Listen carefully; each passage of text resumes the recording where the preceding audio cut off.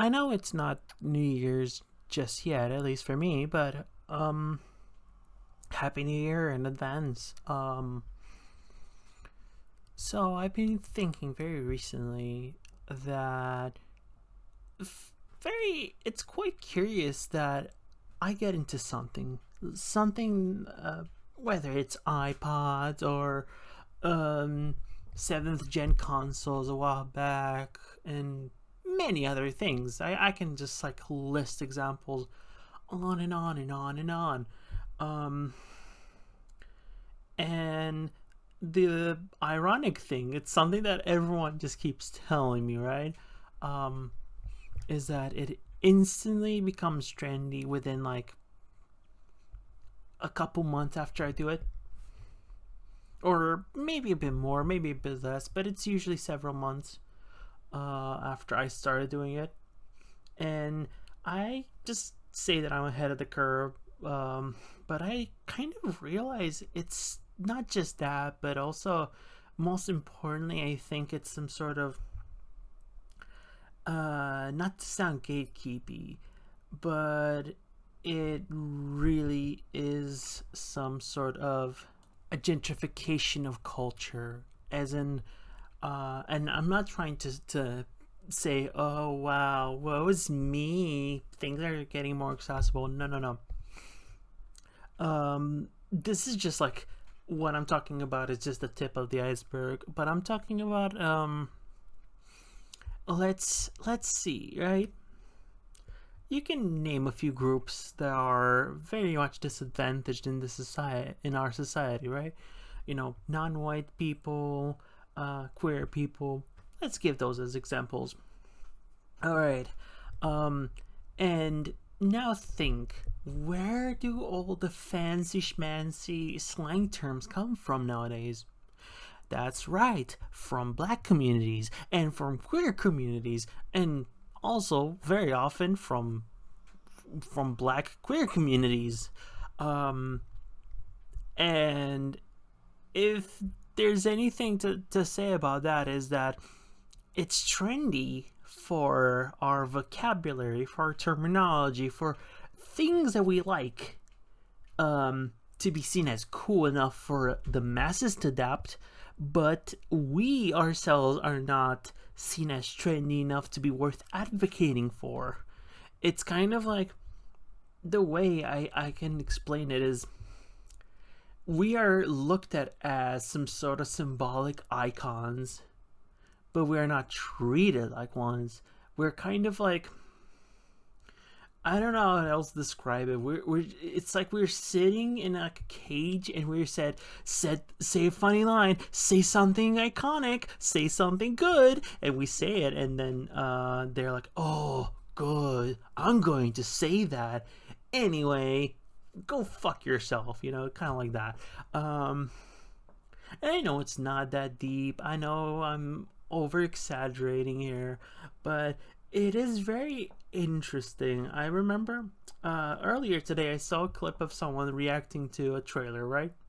And the guy was clearly trying to, it sounded like he was trying super hard to sound black even though he was white. And I noticed that a lot on the internet. There's a lot of white people who are trying to sound like a stereotype of a black person, not black as in like actual black person. There's a lot of stereotyping, or cishet white women that are trying to borrow from queer vocabulary and are trying to sound, the same. They're trying to sound like the fucking their gay friends. They're trying to sound like the RuPaul characters, people, whatever they see on TV. They're trying to imitate us, but at the same time, they will not give us any sort of dignity. They will not treat us well. There's so many people who will call a black person the N word, or a gay person any sort of slur. Why? Because they don't see us as humans. They see us as um, walking um, characters, or walking like uh, quippy lines. It's like one of those like movie characters that like always comes up with zingers or like iconic like groovy or something like that. That's kind of how a lot of people are seen, and this has existed for many years. This hasn't started with queer people or black people or even with any particular group necessarily. This has also been a thing, and it's even more widespread with poor people, right? Just in general, people who are not all the way up in the class. And you'll say, oh, but what do you mean? Take anything accessible. Let's say thrifting. The average person would go to a thrift store so they can buy things for cheap. Usually a bit used, a bit, worse for wear, but typically still fine, still worth a second life. Now, a lot of thrift stores are not even affordable anymore. Why? Because you see rich people going in and trying to turn it into a trendy thing. And I'm not saying there's anything wrong with people going to the thrift store and giving clothes or things another life. Like, no, I'm not saying that there's something inherently wrong. I think there's something inherently wrong when you take something that is part of our reality that we're trying to make do, and you're saying, oh, well, now it's trendy, and that's a constant cycle. And I'm kind of going back to the iPod thing and other things too. There's like a constant thread of the people like rich influencer types being like, you have to do what I say and what I think is cool because I am the authority of coolness. And eventually, like, some people do, some people don't, but there's more and more people who are like, well, what if we don't? What if we just do this thing because we like it and it's more accessible to people?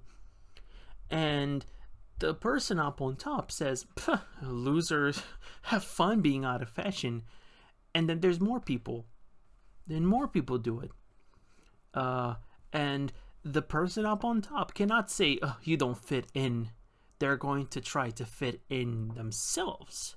And they're going to turn the affordable little trend, the fun little thing that you do, the affordable thing you do, into a commodified, hyper expensive, hyper whatever thing, and then they're going to gatekeep you out of it. For example, when I bought iPods, I bought my 4th gen and my minis for about $30. I got the 5th gen for like less than 50, and there was already a growing community. I joined in a bit later on the party, but before it blew up to the extent it did, right? I go a couple months ago or something, and even the stuff that I used to pay at one point like 30, 40, 50 bucks now goes for at least $100. And it's because more and more influencers are doing it. And again, there's nothing inherently wrong with more people getting into something, but I feel like people used to be called losers for not streaming everything, and now the tides are shifting and people are making it harder for people to use iPods, for example. I am glad I got on the not trend, more like I got into iPods and collecting them when I did, because I have almost all the ones I care about. There's probably a few I would like to have, and I would like to buy a couple more so I can, have a few daily drivers. But all in all, I do have a bit of everything. However, if I was to try getting into it today, it would be way more costly, way more costly, and I feel bad for the people who are trying to get into it now, because something that was supposed to be affordable? What's supposed to be the cheap alternative? You buy a little device that makes you less tethered to streaming services in your phone, and you just procure music the way you want, is now made more expensive, so people have to go through um, third-party solutions, which I can vouch for. Like, I'm sure there's many alternatives that are good, but like, we went from saying, "Oh, just buy the real deal," to, "Yeah, buy the alternative because the real deal is expensive," and it sucks. And this is not even just about iPods. Think of anything: comic books, figures, video games, and I'm sure that a year or two from now, DVDs will have the same fate if they don't already. I've seen it happening with VHS. I've seen it happening with Pokemon cards. I was trying to get into Pokemon cards. I started buying a few years ago, and then I started seeing them balloon in price, and I was like, no, fuck that. I do like cards, but it's like, I, I'm not that into Pokemon cards. But the thing is, I don't have that much of an attachment. And like, I grew up with Pokemon cards as a kid, so it's like, it's whatever to me. However, imagine being 5 or 4 or whatever, being a kid, and you want to get Pokemon cards because you're a kid, you like Pokemon. That's kind of universal nowadays. It's been universal since I was a kid. And trust me, I'm like a few years away from 30, and I grew up with Pokemon. Um, so imagine how much worse it must be now. As a kid, my Pokemon cards were bootlegs because I lived in Eastern Europe, so a lot of the stuff was either like out of reach, even for us, or straight up unavailable besides bootlegs. So that's how I got into that and Duel Masters and Yu-Gi-Oh and whatever. I used to have a ton of cards. Anyway, and we're kind of going to end up the same way. We finally started getting availability worldwide, and things got a little better. And now you have 40-year-olds fighting each other in stores the second they get Pokemon cards. And I'll be honest, that's depressing how every single little fun thing, everything that is like just supposed to be nice and sweet, has become so over commodified, and so people are just, those people don't care about it. They're just trying to make money off of it. It's capitalism. We've turned hobbies and fun into capitalism to the point where I remember when I was getting into movies and video games and all that, collecting. My dad would start complaining at me. It's like, "Oh, when are you gonna make money with that?" And I was like, "Maybe I'm just trying to have fun." And you may say, "Oh, well, that your dad just has a very outdated mentality because of the times he was raised in," and that is true. That is very true. But I feel like he does have the mentality of the capitalist, where everything has to have some financial incentive, and if you don't do it for the money, it means you're an idiot and cheap, and you will get scammed. And maybe I'm not that person. It is unfortunate though that there's so many things that have gone out of just availability. Even retro video games and consoles have gotten more expensive. And I feel like the only thing when it comes to retro gaming that hasn't gotten more expensive is retro PCs. And even then, you have old computers like Pentium 1 and 2 and, 90s computers, let's say, that have gotten a bit up in price. But it's mostly because most people just threw them out, and people are still doing that now. But I wouldn't be surprised if 5 or 10 years from now, or even less because of the RAM shortages, we will see retro computers spike up in price, and you won't be able to just go down to a thrift store and buy a Core 2 Duo computer for like $15. Once people realize that, the truth is that if you don't care too much about modern games and you just want to use your computer for like one grand purpose, you're fine even with a 15, 20-year-old computer. Uh, but alas, that's probably not going to happen because most people are into computers who can afford fancy stuff. They will go for the newest. Well, besides, I mean, I can't afford the fancy high end stuff. I just happen to have it.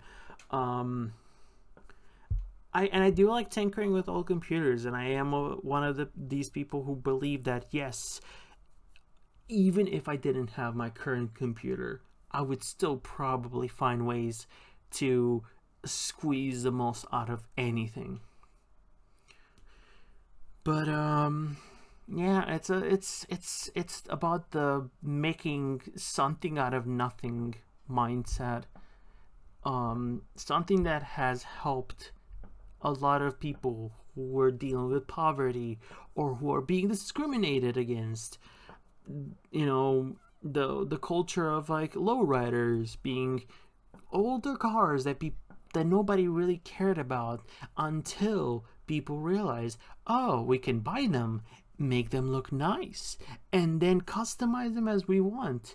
And now the same lowriders that used to cost nothing 35, 40 years ago are now luxurious, you know. And I feel like we're starting to see the same thing with like those like shitty cars from like the late mid 90s to like early 2000s, the ones that are like still to this day they're still treated like trash buckets. You know, you buy them for your for your like younger family member who just got their driver's permit so they can drive around, or something that just takes you from place A to place B and you don't really care if it breaks. I feel like those will also get more expensive as more people get into like start realizing, oh, these cars are not that bad, and especially with modern cars starting to paywall a lot of features. I don't know. Obviously, I'm not going to say that's definitely going to happen, but my predictions are PC gaming, like retro PC gaming and older cars from like 25, 30 years ago will start going through this cycle next. Um, I hope not, because I'm gonna be completely honest. I do like my little hobby of getting old computers and just playing around with them, even though I don't have the room to buy more. But um, it's not really up to me to decide what goes and what doesn't go. It's up for me to be into something before it gets gentrified by some like rich white guy from like Florida who likes talking in the stereotypical black or queer way while also calling us slurs and demeaning us at the same fucking time. Anyway, I know this one is a more negative a vlog. We're not here like being super positive and whatever, but um I feel like I just wanted to talk about this because it is a bit unnerving that something like advice that I'm giving people now in a year may not be viable because, well, capitalism makes everything a race against time and a matter of FOMO where you have to buy things at the right time or else you're gonna miss out on it being affordable. I sure missed out on vinyls being affordable. I did get a few before they got ballooned in price, but that was very brief, and I still don't have a record player. Don't get me started with that. Anyway, I will stop right here before I keep yapping. I will see you all whenever. Happy New Year.